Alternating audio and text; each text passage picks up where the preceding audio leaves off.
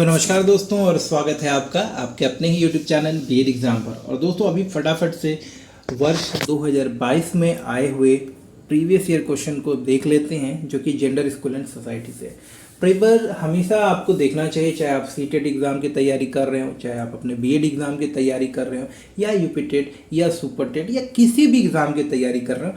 Previous year question देखना बहुत ज़रूरी होता है, क्योंकि उसके आधार पर आप अपनी तैयारी को एक दिशा दे सकते हैं और आपको पता भी चलता है कि आखिर आपको पढ़ना कहाँ है, कितना पढ़ना है, किन एरियाज़ में फोकस करना है। तो इसलिए मैं हर बार आपको बोलता हूँ कि एग्ज़ाम चाहे आपका कोई भी हो, आप प्रीवियस ईयर क्वेश्चन को जरूर देखें। तो आइए देख लेते हैं कि वर्ष 2022 में किस तरह के क्वेश्चन पूछे गए थे।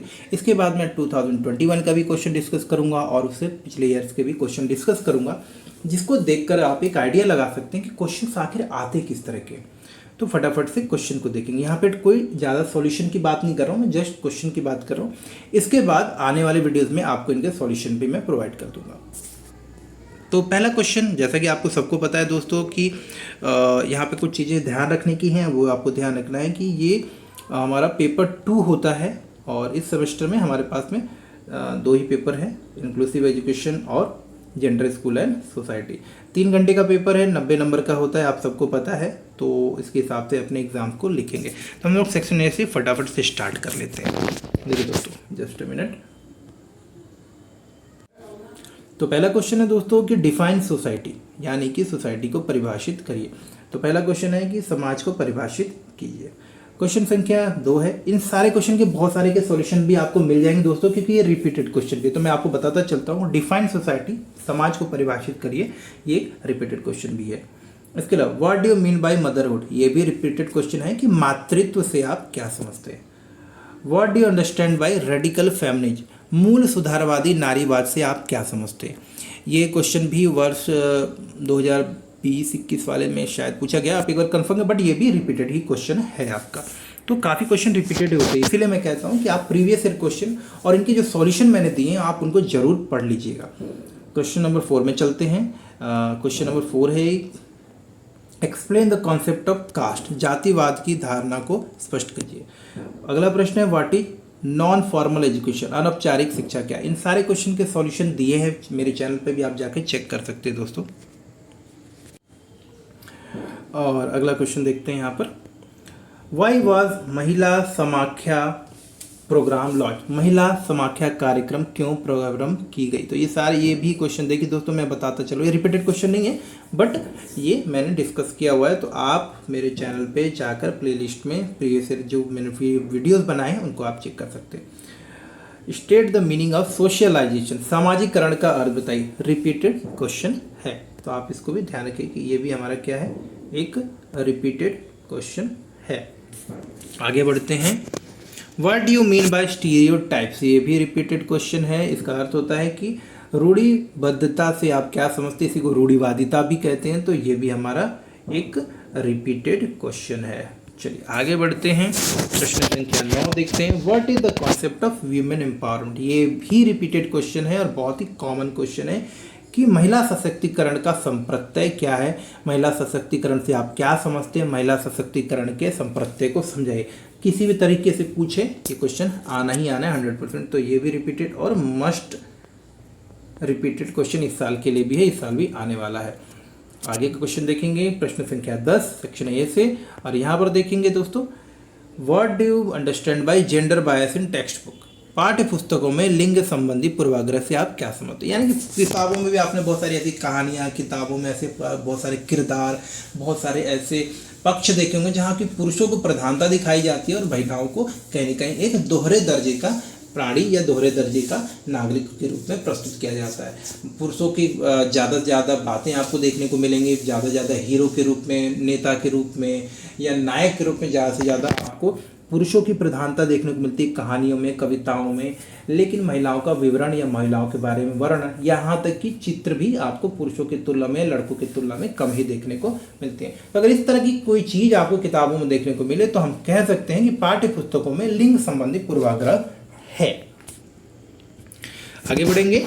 और सेक्शन बी में चलेंगे। सेक्शन बी जो कि आपको पता है खंड ब होता है, और यहाँ पर हमको कुल मिलाकर 5 क्वेश्चन करने होते हैं। लेकिन इंपॉर्टेंट बात ये दोस्तों कि जो 5 क्वेश्चन हमको करने हैं, ये 5 क्वेश्चन जो है हमको यहाँ से 8-8 नंबर देने वाले हैं। तो पता है 5 क्वेश्चन 200 वर्ड में। चलिए आगे लेते हैं। पहला question, explain the importance of family in child development. बालक के विकास में परिवार के महत्व को समझाइए। इंपॉर्टेंट क्वेश्चन है। अगला प्रश्न अथवा में होगा, describe the role of communication in sexual inequality. लैंगिक असमानता में संचार की भूमिका को स्पष्ट कीजिए। देखिए ये ऐसे प्रश्न हैं जिनका आपको उत्तर नॉर्मली मिल जाएगा, लेकिन आप इसको खुद से अगर लिखें तो ज़्यादा अच्छा होगा। अपने शब्दों में इसको लिख सकते हैं। Throw light on the status of women in Indian social structure. भारतीय समाज संरचना में महिलाओं की स्थिति पर प्रकाश डालिए। तो महिलाओं की स्थिति पर प्रकाश डालना है, मतलब महिलाओं की स्टेट के बारे में आपको बताना। अथवा आप क्या कर सकते हैं, describe religious challenges in sexual inequality. लैंगिक असमानता में धर्म की चुनौतियों का वर्णन कीजिए। यानी कि धर्म के कारण किस प्रकार से जो है लैंगिक असमानता होती है, इस बात को आपको यहाँ पर समझाना है। Discuss factors affecting socialisation. सामाजिकरण को प्रभावित करने वाले कारकों का उल्लेख करिए। बहुत ही सिंपल, कई बार पूछे जाने वाला प्रश्न है, तो इसको हम लोग आगे वीडियोस में भी देखेंगे, और ये क्वेश्चन मैंने ऑलरेडी भी डिस्कस किया हुआ, तो आप देख सकते हो। What are the obstructive element in inclusive education. ये बहुत ही कॉमन क्वेश्चन है, आपको आसानी से इसको लिख लेना चाहिए कि सामाजिक, आर्थिक, दृष्टिगत, सरकार की तरफ से जो है कमियां, बहुत सारी चीज़ें आप यहाँ पे लिख सकते हो। तो हम लोग इसको विशेष तरह से अलग से डिस्कस करेंगे कि समावेशी शिक्षा में बाधक तत्व। बहुत ही अच्छा पेपर होता है दोस्तों इसका, आप बिल्कुल भी टेंशन ना लें। इवेल्युएट को एजुकेशन। सम शिक्षा का मूल्यांकन करिए। रिपीटेड क्वेश्चन है दोस्तों, जैसे मैं आपको बता दे रहा हूँ कि ये सब रिपीटेड क्वेश्चन है, तो आप टेंशन ना लें, इनके सॉल्यूशन मेरे पास हैं, आप इसे ले लीजिएगा। उसके अलावा आपको मैं ये डिस्कस भी करके बताऊँगा। या फिर आप लिख सकते हैं describe the importance of waste management. अपशिष्ट प्रबंधन में महिलाओं का वर्णन कीजिए।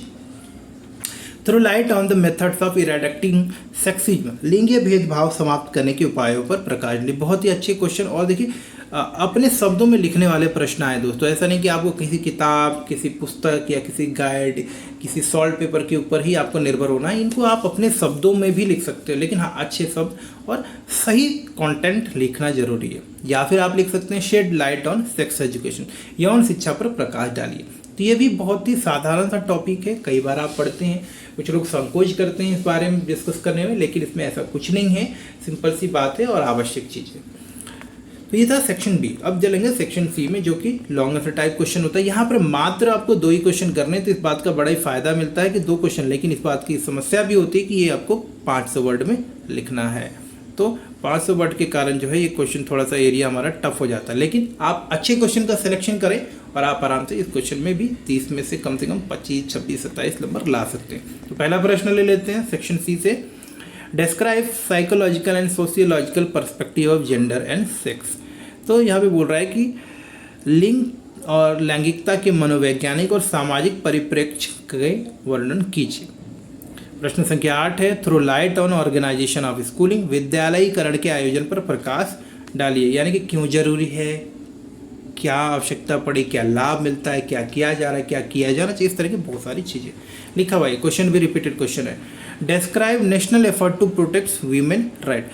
महिलाओं के अधिकारों की रक्षा के लिए राष्ट्रीय प्रयासों का वर्णन यहाँ पर करना है। महिलाओं के रक्षा के लिए, महिलाओं के अधिकारों की रक्षा के लिए राष्ट्रीय प्रयासों का यहाँ पर हमको वर्णन करना है।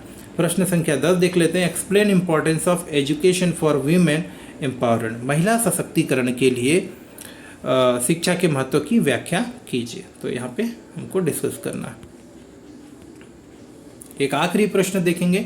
Describe special role of women as protector of environment. Describe special role. पर्यावरण के संरक्षक के रूप में महिलाओं की विशिष्ट भूमिका का वर्णन कीजिए। यानी कि देखिए पर्यावरण के संरक्षण में तो सभी योगदान करते हैं, लेकिन महिलाओं की जो एक विशेष भूमिका होती है उसको आपको यहाँ पे बताना है। तो अगर आपको इन सारे क्वेश्चन के PDF चाहिए हो दोस्तों, तो आप मुझे कमेंट कर सकते हैं, मेरे टेलीग्राम को ज्वाइन कर सकते हैं, मेरे टेलीग्राम ग्रुप पे आप ज्वाइन करके ये PDF ले सकते हैं। और अगर आप मेरे रेगुलर व्यूअर हैं तो आपको अभी तक ये PDF तो मिल भी गए होंगे। पेड नोट्स के लिए भी आप मुझे कांटेक्ट कर सकते हैं, इंग्लिश या हिंदी कोई भी लैंग्वेज में आपको नोट्स मिल जाएंगे। तो मिलते हैं हम लोग अगले एक नए वीडियो में, जहां हम प्रीवियस ईयर क्वेश्चन के साथ में कुछ इंपॉर्टेंट टॉपिक्स भी डिस्कस करेंगे।